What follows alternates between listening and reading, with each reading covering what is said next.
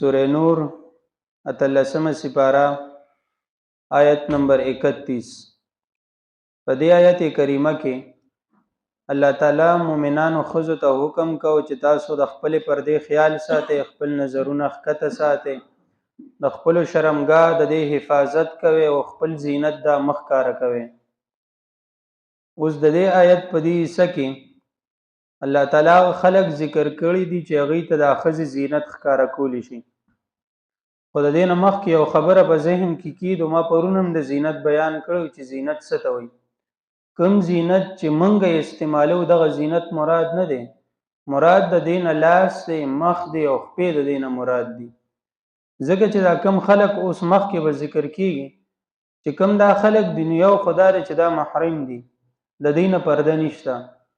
دویمه خبره دا ده چې د دې په مخ کې هم زنانه پرده کوي، مخ هم پټي، لاسونه هم پټي، خپې هم پټي. نو په دغه صورت کې و بیا هغه چې کومه فایده ده هغه فایده نه حاصلېږي، ځکه چې زنانو ته به بیا ډېر تکلیف وي په دې کې، د کور کار به کول غواړي، نور څه کارونه به کول غواړي. نو چې هغوی دغه رنګ خپل ځان بیا پټوي نو بیا هغوی ته په دې کې تکلیف دی. د هغې تکلیف د دفع کولو د وجې نه الله تعالی دغه خلق ذکر کوي، د کومو خلکو ته چې دوی دغه خپل چې کوم زینت دی هغه زینت ښکاره کولی شي. ټولو نه اول ذکر کوي لا یبدین زینتهن الا لبعولتهن، مگر خاوندانو خپلو ته خپلو خاوندانو په مخ کې زینت ښکاره کولی شي. دارنګې دا نور خلک چې کوم ذکر کیږي د دین علاوه د بل چا په مخ کې زینت نشي ښکاره کولی. او آبائهن یا د پلارانو په مخ کې، او آباء بعولتهن یا د سخر په مخ کې، او ابنائهن یا د خپلو زامنو په مخ کې، او ابناء بعولتهن یا د خاوند زامنو په مخ کې، او اخوانهن یا د خپل روریانو په مخ کې، او بني اخوانهن یا د رویرونو په مخ کې، او بني اخواتهن یا د خورینو په مخ کې، او نسائهن یا د ښځو په مخ کې. اوس دا ټول خلق ذکر کوي. او ما ملکت ایمانهن او التابعین غیر اولی الربة من الرجال. اوس دا ټول خلق ذکر کوي. دا ولې ذکر کوي؟ منګه په خپل معاشره کې سوچ کو د زوی خپل مور ته دارنګ وراری، دارنګ کخریوي، دارنګ کسخري، کپلاری، کروري، نو د دې د خپل چې کوم رشتہ داري نو دغه طرف ته رغبت نه زو، دغه طرف ته د شهوت نه پیدا کیږي. الله تعالی د انسان په فطرت کې دا غین یو نفرت شانته پیدا کړی دی. لکه رور او خوري، نو د رور د خپل خور طرف ته شهوت نه پیدا کیږي. همدغه رور چې د بل چا طرف ته وګوري، د اجنبي طرف ته ګوري، نو بیا د په زړه کې وسوسې راځي. نو د دې د وجې نه الله تعالی دلته ذکر کړی دی، او بیا د دې په زړه کې دا قوت او طاقت هم ورچولی دی چې دوی د هغې طرف ته وسوسې دوی ته که شیطان په ذهن کې روم چې نو هغه وسوسې په دې باندې تر څه حده پورې اثر نه کوي.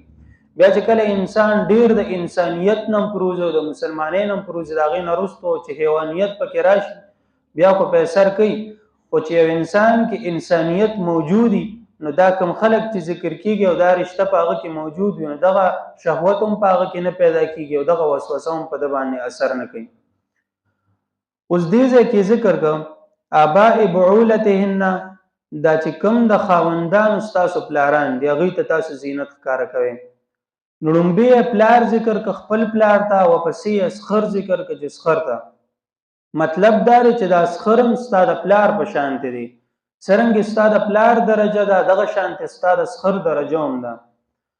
نن سبا اکثر زنانه دا خبره کوي چې یاره په موږ باندې خو د اسخر او د خواښې د دې خدمت نشته، زه به صرف د خپل خاوند خدمت کوم او په ما باندې خو د اسخر او د خواښې خدمت نشته. د اسخر او د خواښې له الله تعالی درجه ورکړې چې دا ستا د مور په ځای ده، دا ستا د پلار په ځای ده. نو چې څرنګې ته خیال د مور او د پلار ساتي، دغه رنګې خیال به ته د خاوند د مور او د پلار هم ساتي. دویمه خبره دا ده چې په دې باندې خو به ته یقین ساتي، زنانو ته دا وویلی شي چې په دې خو به ته یقین ساتي چې الله تا ته وایي چې ته د خپل خاوند فرمان برداره شه، هغه خبره منه. نبی علیہ السلام تا ته وایي ته د خپل خاوند فرمان برداره شه، د هغه نافرماني مه کوه، د هغه خبره منه، هغه مه خفه کوه. په کومو کارونو باندې چې هغه خفه کیږي هغه کارونه مه کوه. نو اوس ته د هغه د مور سره زیاتې کې، د هغه د پلار سره زیاتې کې، هغه به خامخا په دې باندې خفه کیږي.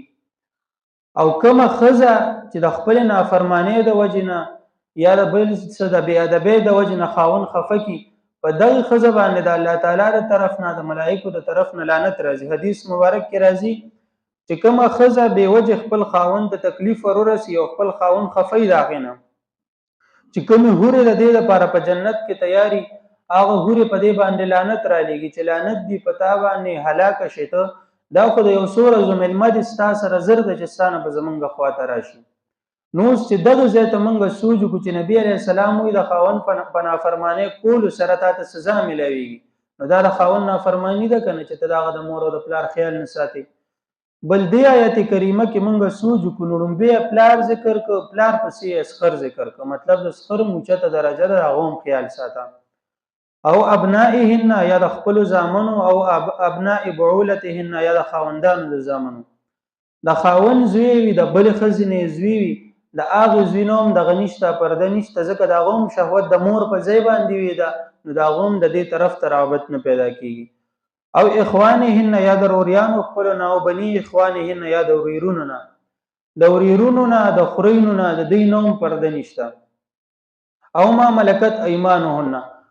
اوس په دې ټول ارڅه کې چې دا خبره ذکر شوې ده چې د دې نه پرده نشته، نو دا د دې لحاظ نه شوې ده چې د دې په زړه کې رغبت نه پیدا کېږي. اوس په دې ځای کې علما کرامو لیکلي دي چې یو انسان بل څوک یې نامحرم هم ني هغه نه پرده هم نشته، خو که دې د هغه مخ ته ګوري یا هغه ته لاس لګوي، اوس دا کم اندامونه چې هغه ښکاره کولی شي په دې باندې که لاس هم ولګي نو څه حرج په دې باندې نشته.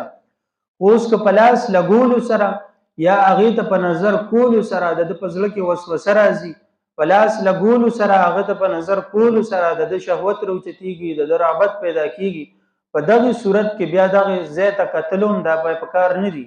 په دې کې بیا د انسان ګناهګارېږي او بیا ډبل ګناهګارېږي چې الله د ده دپاره دا محرم ګرځولې ده چې پردې ترې نشته او د هغې باوجود ورته د ده په زړه کې دا قسم وسوسه راځي او دا قسم خیالات راځي، په دې باندې خو بیا دې ډېر زیات ګناهګارېږي.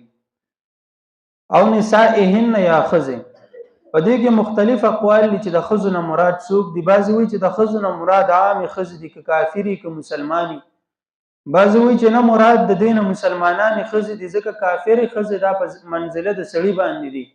نو څرنګه چې د پردي سړي نه دا پرده کول دي دغه رنګې ده چې کومه کافره زنانه ده نو د هغې نه به هم پرده کوي. لکه عمر رضی الله تعالی عنه هغه یو مکتوب لیکلی یو خط یې لیکلی ابو عبیده رضی الله تعالی عنه ته ابن کثیر نقل کړی دی چې دا کوم کتابیه دي چې کوم عیسایه دي، عیسایه ښځې دي، یهودۍ ښځې دي، نو دا د مؤمنانو ښځو سره په حمام کې نه یو ځای کېږي، هلته د ورسره نه یو ځای کېږي ځکه د دوی او د هغوی پرده د هغه چې د دې نظر باندې وګوري ایمان هغوی کې نشته، اسلام چې کوم دی هغه په هغوی کې نشته، د دې د وجې نه دا د مسلمانانو سره نه یو ځای کېږي، د دوی زینت ته نه ګوري. اوس دې ځای کې موږ سوچ وکړو اسلام او الله تعالی موږ ته کومه درجه راکړې ده او موږ ته څه ویلي دي چې د هغه کافرانو سره کوم حالت ساتئ، کوم کیفیت ساتئ، څرنګې رویه د هغوی سره ساتئ. تر دې پورې ویلي دي چې ستاسو ښځې د هغه ښځې چې کومې کافرې ښځې دي هغه د ستاسو ښځې هم ونه ویني.